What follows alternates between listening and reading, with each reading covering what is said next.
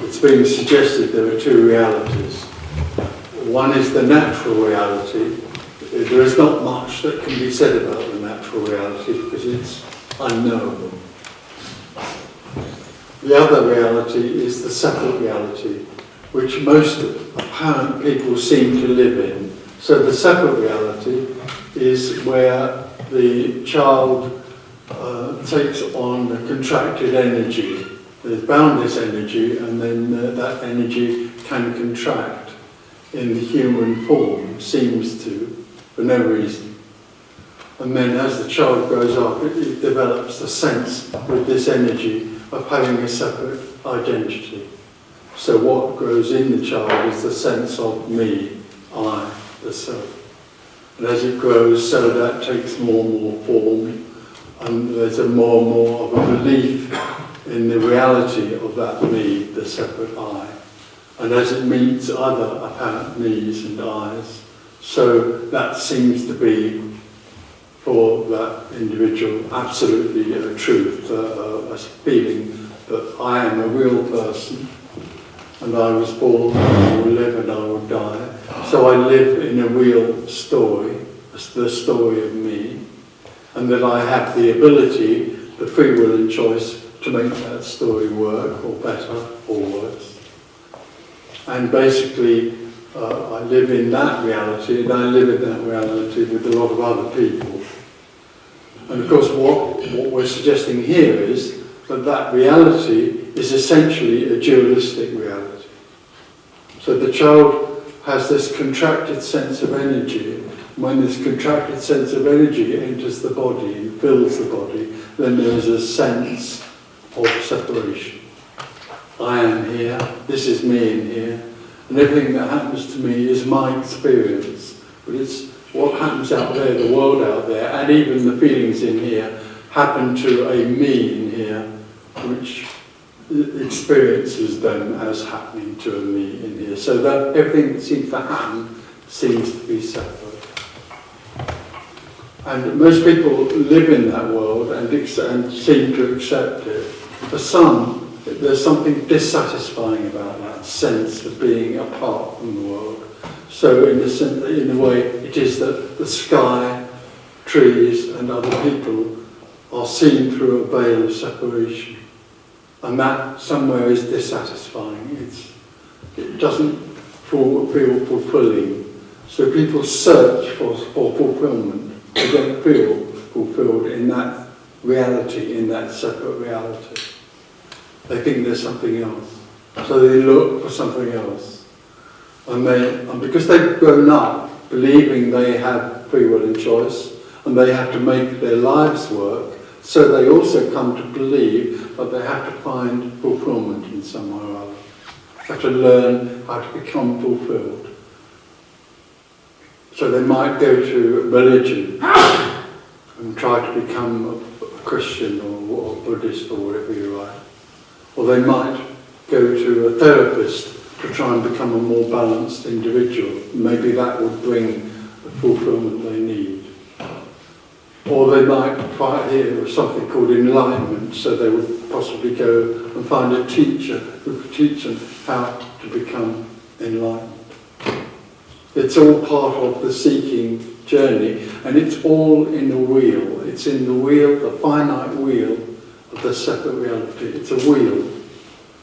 It goes round and round like a story that keeps on happening and keeps on happening and keeps on happening. It's not going anywhere because it's finite. And of course, it's in the energy of dualism. So it's good, bad, better, worse. This has got to be done, that's got to be done. It's in a world of opposites. And so what we're sharing here is the possibility that that reality is illusory. It seems very real.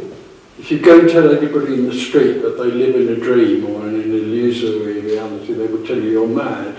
And if you suggested to them that there was no one in there was no individual in there making all the choices, They would not accept that. This is a message which is constantly rejected by me. Me, the I, the self, has to reject this message, because this message is pointing to the possible end, the absence, the death, the real death of this illusion of individuality. So we're sharing that together. What we're sharing together is the way in which me seems to take form, and what it comes to believe in, the whole construct of me, its sense of values, its morals, the way it lives, the way that all takes form. It seems to create something real. Because the other dilemma for the individual, the separate individual, is that he experiences everything only as real. The sky is real, I am real, feelings are real. What it can't take on and can't possibly conceive of or be open to is the possibility that actually everything is both real and unreal, that everything is simply an appearance of energy out of nothing. This is a mystery. It can't be understood. We're not going to come to an understanding about it. But what's being suggested is something that's absolutely beyond belief, choice, effort, path. Absolutely beyond the idea of the individual finding and grasping an object called enlightenment or fulfillment. It's totally beyond all of that. So we can share words together, and to some extent what can happen is the unravelling of the concepts and held beliefs of the me. There can be a crumbling of that very strong belief in me. But the most liberating thing that happens seems to happen quite a lot when there's a gathering together and an openness to something that's beyond self-seeking. That contracted energy seems to melt back into the whole.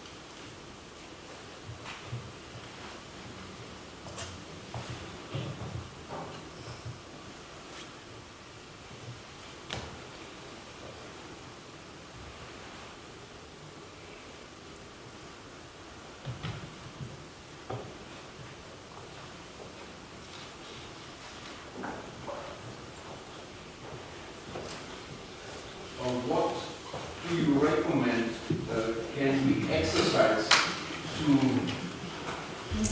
come to that point of state you are? You've been to quite a few meetings, but obviously you haven't heard what's being communicated. What's being communicated is the whole idea that there is an individual with free will and choice is illusory. So how can there be anything that would be recommended? And who would do it? There isn't anyone to do it. The whole basis, or the whole idea that there is someone with free will and choice arises in a dualistic world. All teachings about the possibility of the individual meditating or self-inquiring or doing whatever in order to reach somewhere called enlightenment are all just dualistic. So there isn't anything to recommend, and there isn't anyone that would take up the recommendation. But nothing yet, or we come to you? No, you don't. No, you don't come. Nobody came here. There may have been the sense that there was somebody at home who chose to come here because they've heard how wonderful I am, which is true. But that's what happened. There isn't anyone that chooses to do anything, believe it or not. This is a radical message which is unacceptable in the world. But the idea that you choose to come here is a fallacy. Coming here happens. Sitting here is happening. There's nobody sitting here. There's nobody who chose to come here. It's just what's happening. Okay.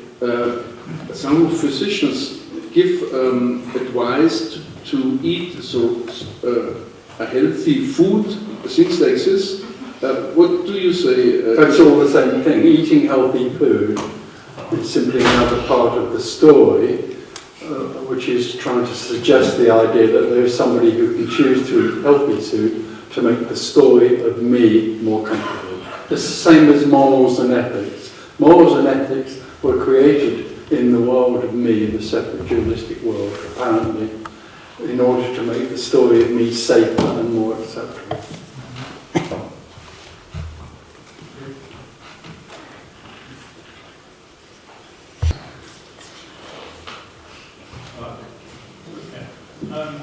Do you think that what happens to somebody later in life is determined only by how the contracted energy happens to form inside the body? I think the contracted energy seems to have an influence on the me, the self, becoming neurotic and fear and afraid, because it feels as though it's separate, living in a world that could be threatening.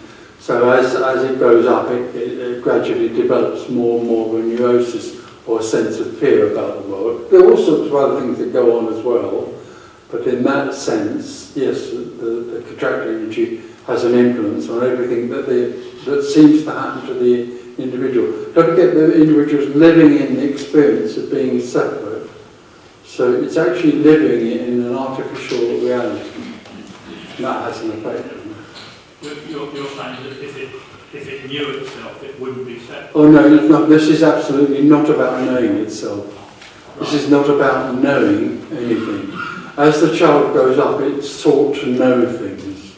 So it develops a hunger or a need to know everything. The reason it wants to know everything is because it wants to be in control.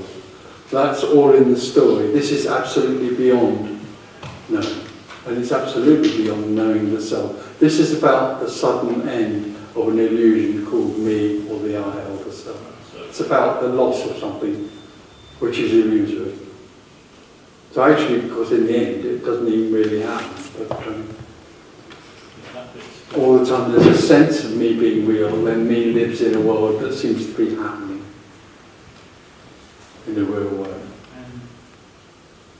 Do you think that contracted energy, I mean, would something like parental upbringing, or, you know, what you were taught about history, or is all that part of the contracted energy? Totally enough of it. All reinforces the sense of the reality of individuality. History, the story of Henry V, or whatever you like, all of that, and the war and all those sort of things, are reinforcing the sense that there is definitely an individual who definitely has choice in a dualistic world. I'm like this is what I choose, and that's what he chooses. He's wrong, I'm right, I'm going to shoot him now. But that's when all of that comes out of the sense that there is definitely a story that can be made better, and I can do it. Maybe. Yeah, so, I mean, not that you're saying someone can know themselves. There isn't any, no, I'm not saying that somebody can or can't. It's far worse than that. I'm saying there is no one. It's a dream. The idea that there is someone is a dream to me. Yeah, okay, thanks.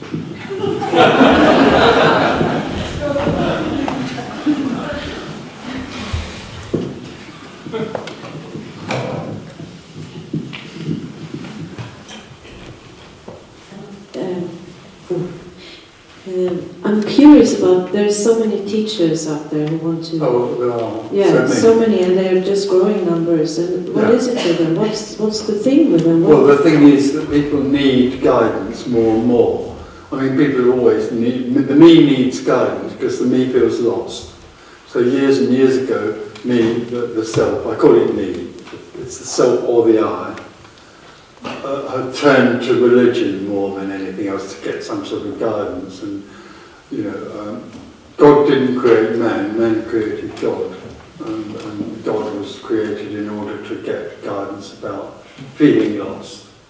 So what seems to be happening in the last 100 years or so, or more recently, is the breakdown of the idea that religion, of religious authority, that seems to have broken down quite a lot recently. And a lot of people are turning away from the idea of being a Christian or being religious in some or other. But they still, because they feel lost still in this separate world, and they turn to other things. And in the last 50 or 100 years, you've seen the development of the New Age movement. There's always been apparently enlightened masters in the world, only apparently, of course. But now more and more, there's more of a demand for all sorts of different paths or ways or guidances. So there are multiple different sorts of teachings about enlightenment or fulfillment, more and more, because there's a bigger demand for that to replace the religious ethic, which somehow satisfied people for a few hundred years or longer than that. But there are many, many multiple different sorts of teachings now, because because the seeker makes so many different demands, so it attracts more answers. There are multiple answers down there. One of the things that I find interesting is that there's a whole raft of teachers now who call themselves non-dual teachers. As far as this is concerned, non-duality cannot be taught because it already is. So there's no method to become non-dual. But because non-duality seems to have caught on as a new flavour in the last 20 years, then there are all sorts of teachers who claim to be non-dual.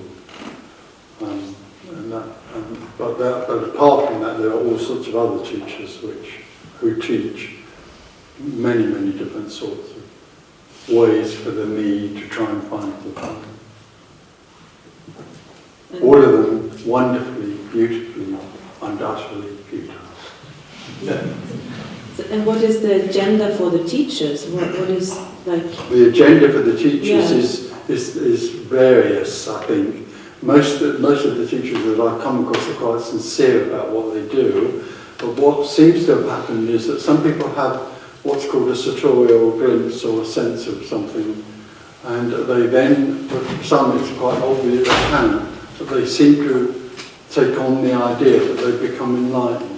So what they sincerely do is they try and teach somebody else to find that, what they call enlightenment, in the way that they think they did, meditation, self-inquiry, opening your false chakra, or whatever you like. And so the agenda is, I want to help other people, because that personalised teaching, which it is, you can do this, comes out of a personalised energy here. So as far as this is concerned, it's still within the story. It's still a finite story, a dualistic story, about somebody trying to help somebody else find fulfillment.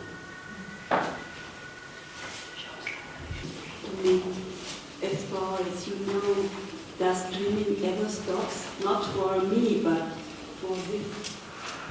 Does dreaming ever stop? It never started, so obviously it will never start. It's totally illusory. It's not real. It never started, so it won't end. There's no need for it to end. There is no such thing as liberation, seeking enlightenment or anything. That's all in here. So liberation doesn't happen.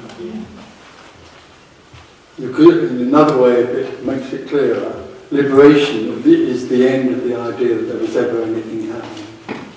It's the same as death. Death, what we normally think of as that at the point of death, there's a sudden recognition by no one that there never was anyone alive as a person to die. But by then it's too late. They can't ring somebody else up, their auntie, and say,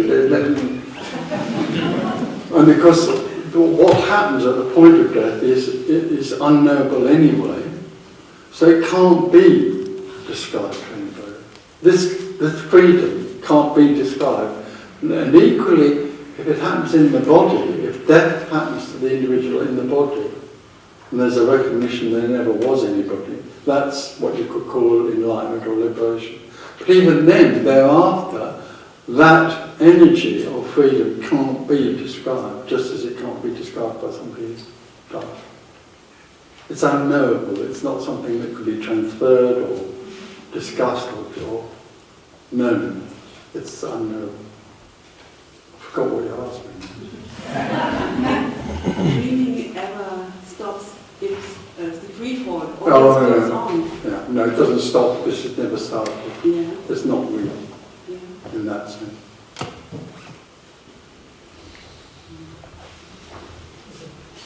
It's totally illusory. It only seems real to me. Therefore, me thinks it's going to stop. But me hopes it'll still be there when it does.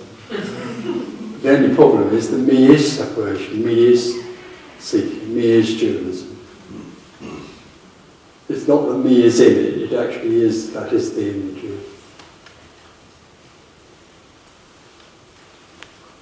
There's only what's happening. There isn't anybody that chooses to come here and give these messages. There is nothing here. There's no. This is what seems to be happening at the moment. And there wouldn't be any reason because there's no agenda. As far as this is concerned, there's no one here, so there's no one to help. So there's no idea that this meeting should happen for any sort of help or guidance or any. There's no reason this meeting's happening as far as this is concerned. It's just what's happening. This is one of the very few meetings you'll come to, which as far as the individual is concerned, is completely and utterly useless. It's of no value at all to the individual. There's nothing here for the individual, because it doesn't recognise that there's an individual here. Thank you.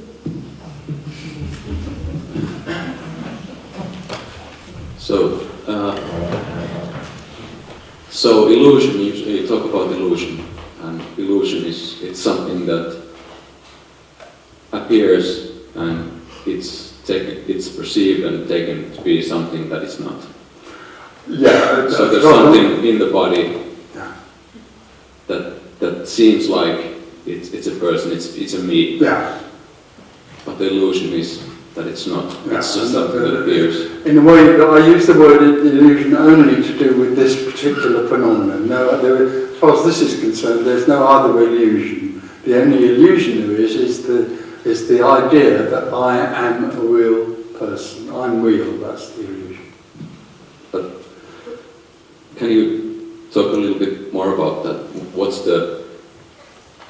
It seems so, even though sometimes it seems it's perceived as I'm not really the driver, I'm just a passenger, but there's still somebody who's doing the sort of recording. There's somebody recording everything. But sometimes, even the experience, I'm just a passenger, is still a personal experience. Yeah, there's still somebody who's... Yeah, me is driven by personal experience. Right. It feeds on that and lives on it. So that's how it creates. But of course, part of that personal experience is also reinforced by awareness. Awareness is part of the makeup of the individual, the separate individual. The separate individual stays separate by being aware. I know I am the passenger. I know, for instance, in this room, I know I'm sitting on a seat. I'm aware of sitting on a seat. That's how the individual remains separate from the actual nature of sitting So the awareness is still...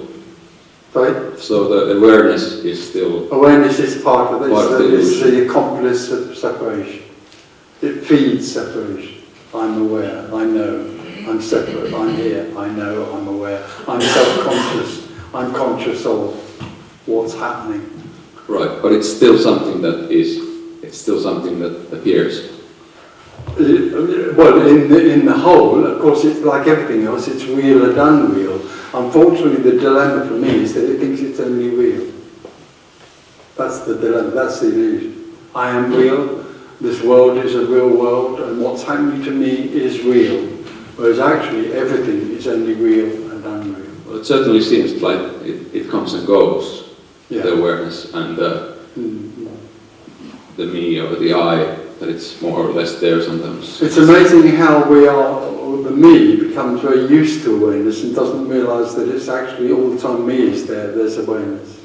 It seems like there's frames, and sometimes the frame is dropped. Yeah, it Sometimes becomes like more obvious sometimes than others. Yeah. So when there's no, it's like a frame of film, and sometimes there's like a gap. It seems like there are gaps in the experience. So that's when the illusion is not there. Yeah, It comes absolutely. back. And in deep sleep, there's a big gap. There's no sense of me or awareness.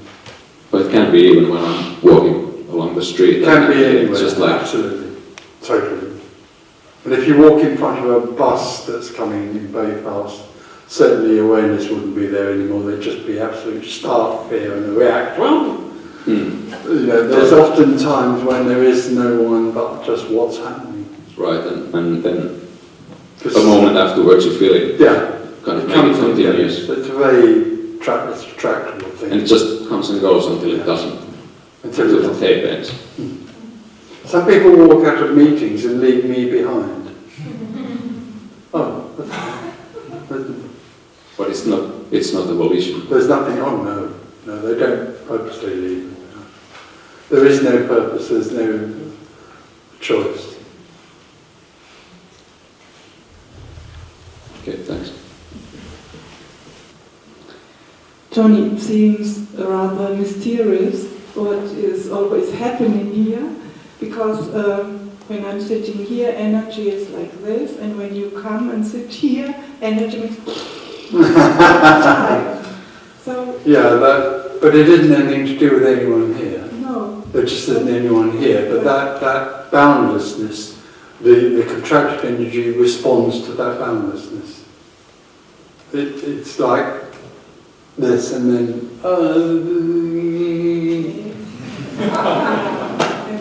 but nobody's doing that. It's just what happens. Nobody's doing it, but it's just this. This is going to last afterwards also. It lasts. When I leave here, it lasts for a longer time on a very high level, and then it slows down a little more. Right. Yeah. And things always have changed somehow. Yeah. They would do. But only apparently change. Yeah.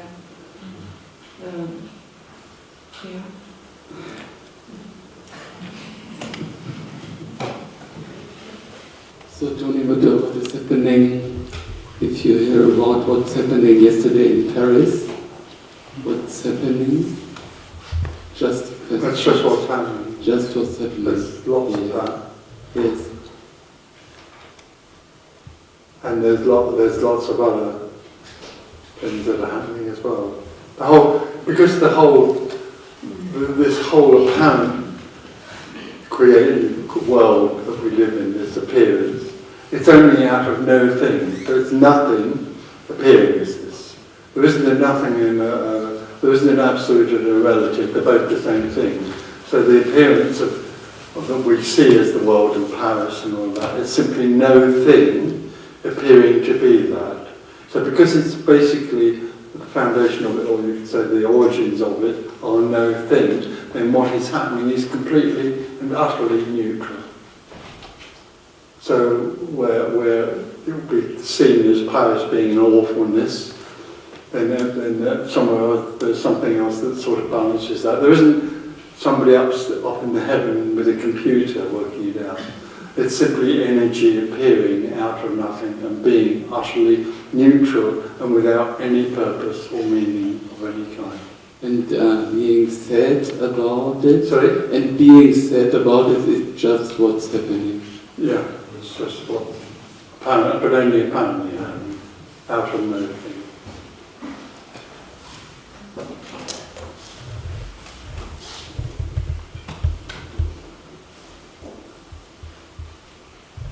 Can you hear me? Yeah. Yes.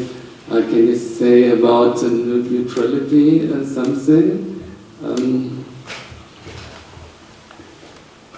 Well, this is where we get into deep mystery. There isn't, what I'm trying to describe, or what I can't describe, is that there's nothing happening. This is no thing happening. There's nothing actually happening. There's no past or future. And what appears to be this is nothing. But that's the mystery. That's the mystery. Sometimes you are saying there's something going on in the so-called world, which is But only apparent. Yeah, which is a bit. It's an appearance of nothing. Yes. Yes. This is an appearance of nothing, appearing to be people sitting in the room, and it appears to be called 10 to 3. Actually, there's nothing happening.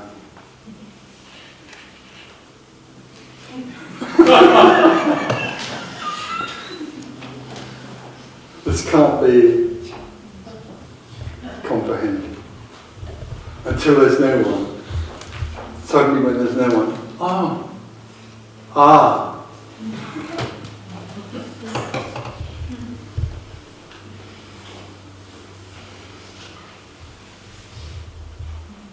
And so all the values that are connected in the story to what's happening here and what's happening there simply collapse. The whole idea that this is bad and that's good, or we should do that in order to, that simply all collapses, because it's all made up in the illusory dualistic world. Except for marmalade. Marmalade, the only one thing that escapes.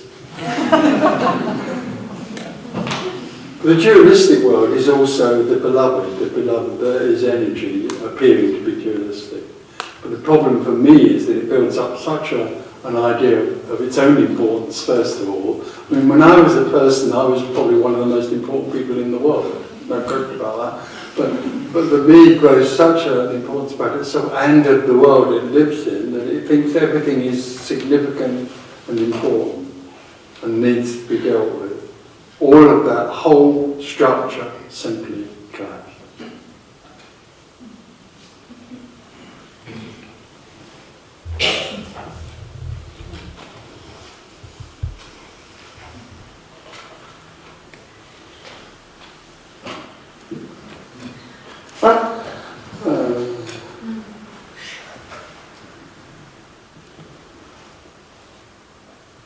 So there seems to be an oscillation between nothing and everything. No. Nothing appearing as something. There's no oscillation. It seems to be. Everything, it seems to be. It would be nice if there was, but there isn't. Nothing is everything in this story. If there was an oscillation, there'd be a sort of appearance, but the appearance of something is nothing. It's nothing. Yeah. If there was an oscillation But between there nothing, seems there's I don't know. I have no really words for it. There seems to be a level of there's nothing, and then there seems to be comes into shape or form or something. no, not at all. Oscillation is a journey. There's no journey.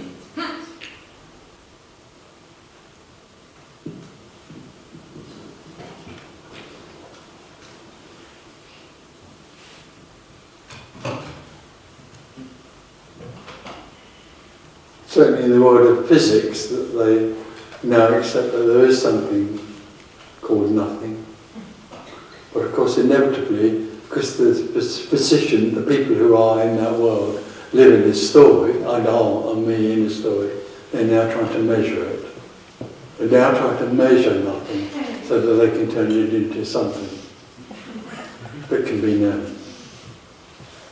There are minds in England and in America repeat a lot of scientists, physicists work to try and find nothing.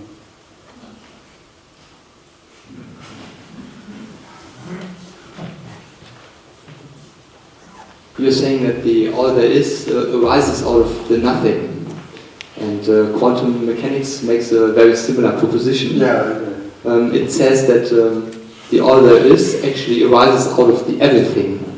Yeah, well, because different sort of language. yeah, because in the quantum world Yeah. there are many different states, and suddenly these many states collapse into one single state. Right. And as yet, it's not known yet what makes these multiple states collapse into one single state. And it could be that it's maybe consciousness observing these multiple states. It may has to be us. We have to be there something.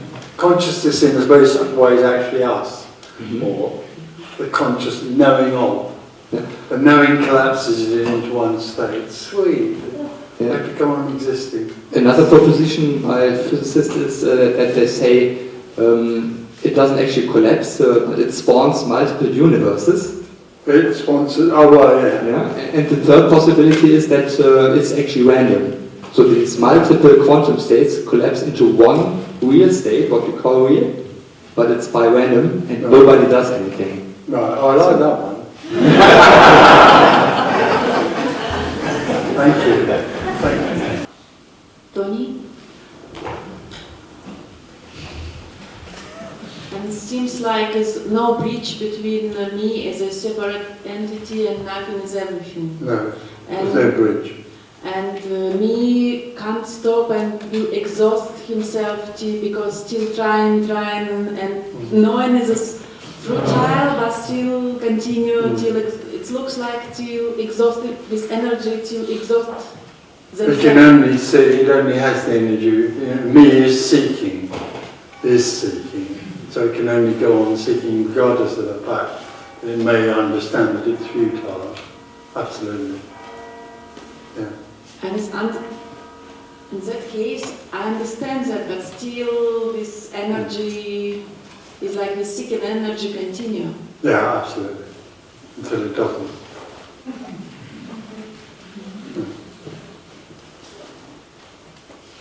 Some times happening that it seems like the contraction builds up very intense for some reason, and it builds and builds and builds and builds and builds, and then it's almost to a point where there is felt as a choice, like cannot do this, and then just it collapses, and there's just play for a time, and then the normal contraction comes back again, and it comes.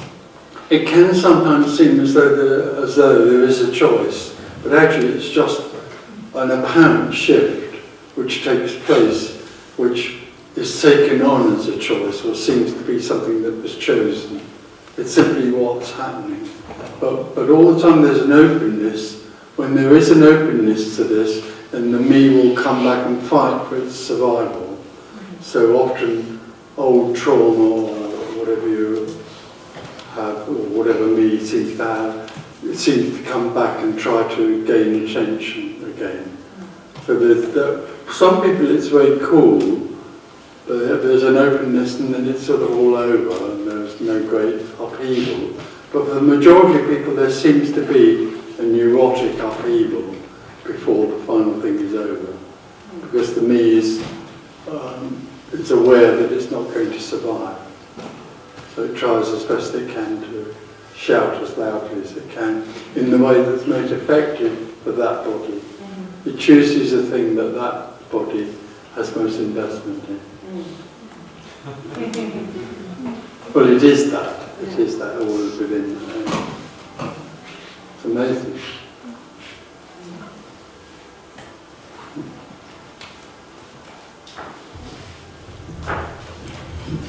Tony?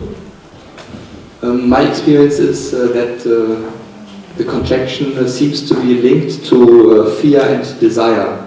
Yes. And the more I develop a non-attachment to fear and desire, the more the contraction goes away. Right, okay, so how do you develop your non-attachment to fear and desire? That sounds very Buddhist. How do you It's do being more distant to emotion. so it's sort of being detached. Yes. Yeah. It's a sort of good temporary answer, actually. I think that's the attraction of self-inquiry or that sort of thing, where you could develop a sort of sense of detachment. Trouble is, it's only a passing state. So good old fear and desire will be back, don't worry. Thank you. Well, I mean, especially the desire part, you know, you can be incredibly detached about desire. And then this gorgeous woman. That's right.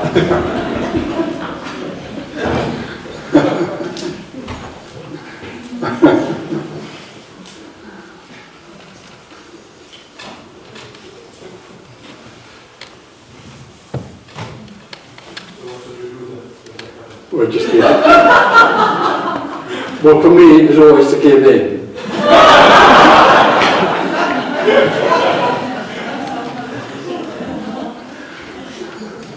Accept the inevitable.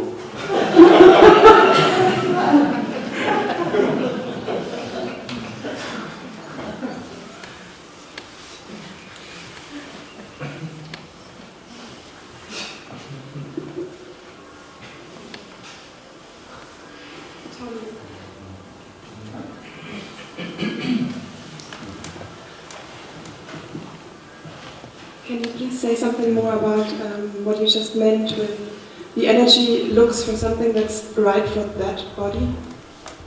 Oh, well, only that we all, there were 7.2 billion, I don't know, realities in the world. They're presuming that there were 7.2 apparent people in the world.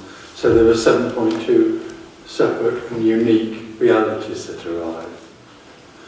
And each reality, as the child grows, so it develops, because it feels separate and afraid of the world it lives in, it develops a sort of neurosis about the world and what could happen to it in the world. This is simplistic. And that particular neurosis is unique to that particular body. So if that body then is open to the possibility of something, of what we're talking about here, then that, which is within it, which is this construct of me, the me construct, which holds this neurosis, then feels that it could be threatened. So it then tries to regain its place on the throne by producing the neurosis that is uniquely for that person. It's that particular neurosis that's uniquely that apparent person's neurosis that arises. It's not like anybody else's neurosis. May sound like something. Thank you. Today, with the connecting with the neurosis team, I noticed that most people, when they have nothing to do, and when they have no duty or something, and the possibility just to sit and do nothing, most people after some time get bored. Would you say this is also... Boredom is part of the story. Yeah. Boredom is the reason of the neurosis? Oh no, I mean there's many different reasons for neurosis. Fear, all sorts of things, insecurity, an apparent loss of control that was never there anyway. And also boredom is another sort of neurosis, not so powerful as it seems as others. There's a looking for excitement which goes on. Boredom is just part of the whole story. Me gets bored because it constantly wants something to happen so that it can feel that it's alive. There's a whole emphasis these days on emotions, like 50 years ago if there was a football match, it was just a football match. And now it's talked about as though this was a very emotional game, you know. Everything has to be incredibly emotional. There's a huge need now for everything to be exciting. All the programs on television are to become more and more exciting because they add certain features to it. Especially, Media is becoming constantly in need of more and more excitement. It's like a great madness.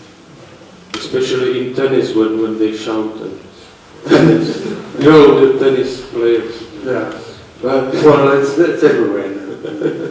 No, yeah. So the point was that that drive to stop boredom would naturally lessen when there is not the neurotic need. Well, there isn't anyone to be bored when there's no one. When there's no one to be bored. Oh, yeah. And when there's no one, it's in loveness.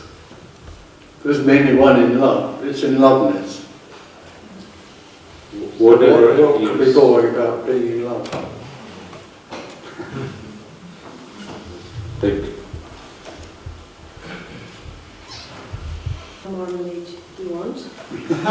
Or is there ever a situation where you cannot choose? No. I'm recognised as probably one of the leading experts in marmalade in Europe. I don't know whether you know.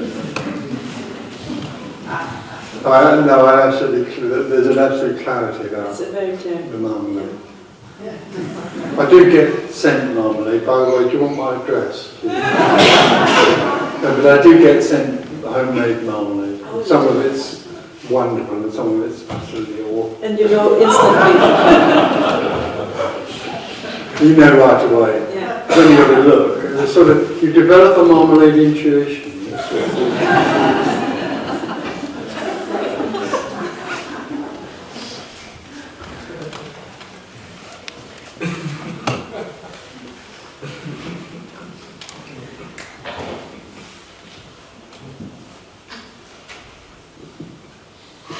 So how is it all happening? So how is it? How? There is no how. It's just all apparently happening. There's no reason how, why it is or how it is. It just is. Because what is happening is no thing. That's the other, even more mysterious thing about what's happening.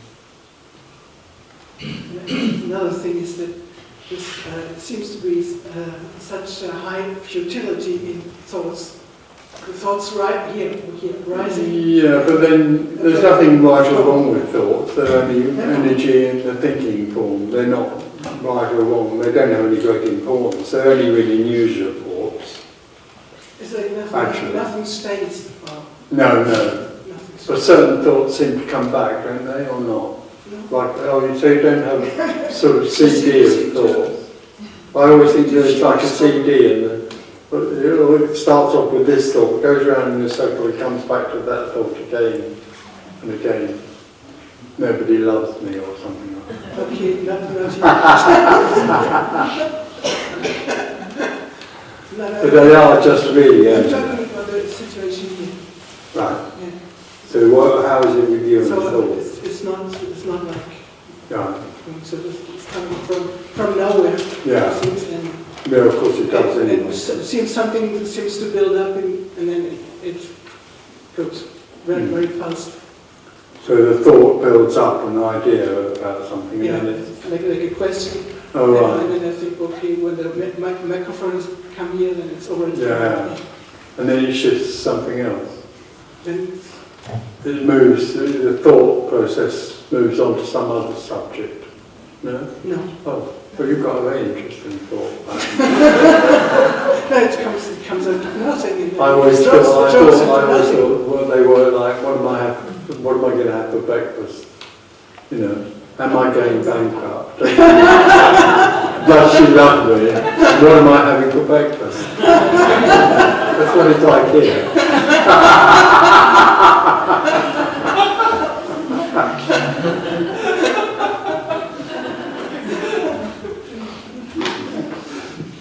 The Zen people call it a monkey mind. Yeah, monkey mind, yeah, lovely. It's good, it's a description now.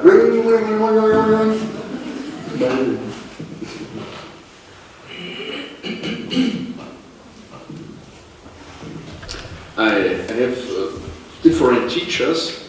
True. Teachers. Oh, you have teachers, are you? You're one of your teachers. And one teacher said you have no choice, only one choice. There's always one. There has to be. If he's a teacher, you have to have a choice. Yeah.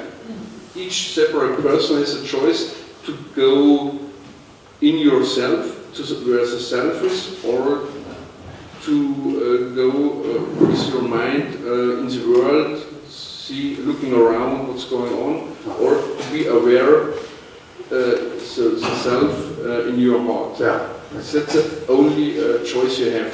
Right. Go to yourself. What do you say? That's bullshit. Do you have another question? It's just the same old thing. It's dualism. You, the person, has a choice to go somewhere. You, the person, one, has a choice to go to think, to feel something, or go inside to do it. 1, 2. Or go Two back things to the I heart do. or to myself? The heart, yes. Quite often it's going to the heart. Your heart. Were you going to ask something else, or was that enough? All teaching is about finding something better, or changing something, or finding the way to make your story or yourself feel better. And for a little while it seems to work, but only for a little while. It's experience and wages. It's like taking, a pill or drinking gin or something. It makes you feel better for a little while. Well, there was something else, you said 2 things. You have 2 teachers, who's the other one? Who's another idiot? It's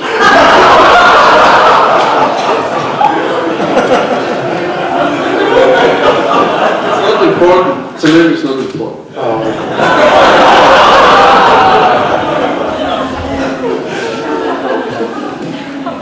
So in this story, there's never been anyone who's ever made any choice. No. So it was always going to be this. It was always... Going to be this. Yes, apparently this. It was always going to be this. So it's not even right. Raising of your eyebrow or your right hand, it was always going to be like that. Yeah. Except that actually, of course, it isn't really happening, but it could never be any different. That's a relief. It's only, it's only the me that then thinks or believes that it's doing that. I'm doing that. Right. So it's not even, in a sense, it's not even random, because random would mean like... It doesn't have to be. It's wonderfully, wildly what it is. Yeah. It's just... Yeah. And for no reason or purpose of any kind. It is a relief, because you always think that, I should have done that. Or Oh yeah, no, you've never done anything, so you're completely without responsibility. That's great. There's no question about that. Yeah. You've never done anything. Nobody's ever done anything. Because it's a huge stress thinking that you made a right choice. I used to feel guilty a little bit. Usually you're the one who makes the wrong choice. And then, That's what you believe. Yeah. Absolutely. Yeah. Thanks. I mean, in a way it's wonderful, in another way it's a bit frightening. I've never done anything, and I have no responsibility, or I don't know anything at all. But they also, then in a way, what arises is, now what happened? Now what's going to happen? Because I seem to have lost control. You never had control. Yeah.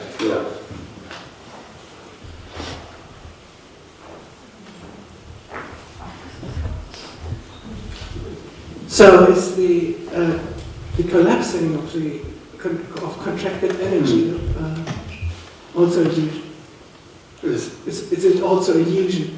There isn't anything that contracts. There's no contracted energy.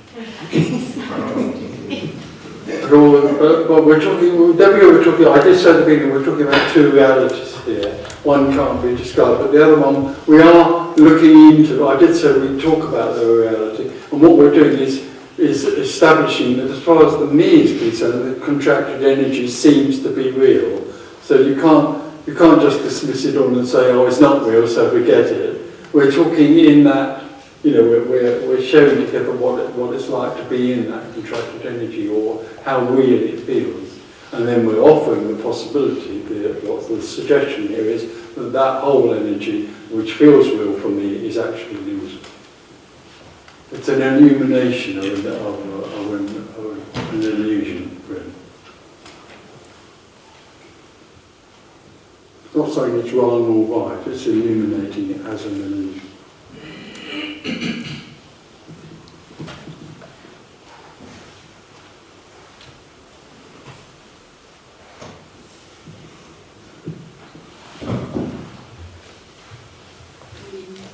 What about the feeling of existence? Oh.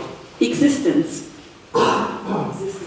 Existence. Yeah, the feeling of existence. I think that's something that some teachers talk about, and I think it's something that's a make-up. There's no sense here of anything of an existence. There's no sense here of anything. There is only what happens. I think you can, it's like some teachers talk about I am presence, or living in I am presence, and people can generate a sense of having a state of I am, but it doesn't last long. It's just another experience. And the experience of existence, which quite a lot of self-inquiry can talk about, is nothing more than just another make-up state. It's about, a little bit about the feeling of being or living or something like that. It's more like a theological thing. Right. What about that? Well, this is difficult with words, really. It's very difficult with words. The me can make up all sorts of things. It's very well, it doesn't do it itself. It's very clever at making up all sorts of... Even the me, I think, could even say that it experiences a state of being or existence. But for me, that essentially is still something that's happening to it as an experience. So breathing is happening. Yeah. Yeah. Here, there's no sense of anything that's known at all. There isn't anything that you could say is being or knowing or existence at all. There is only what seems to be happening.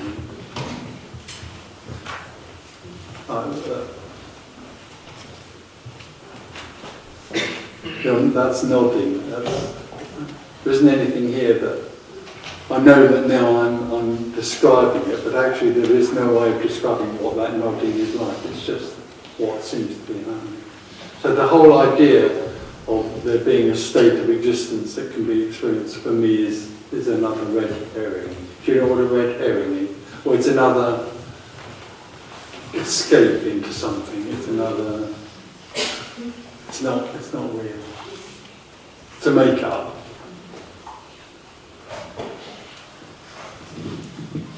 Or the sense of aliveness, or like a sense of bouncing energies. Or is this also? So yeah, for me, the sense of it is the awareness of it,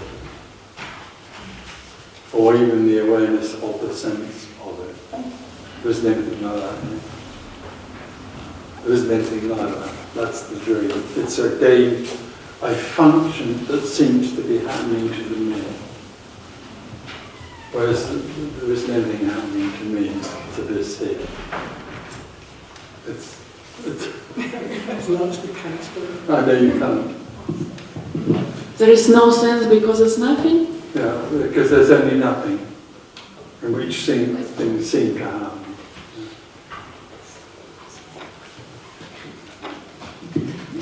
So what does the body feel like?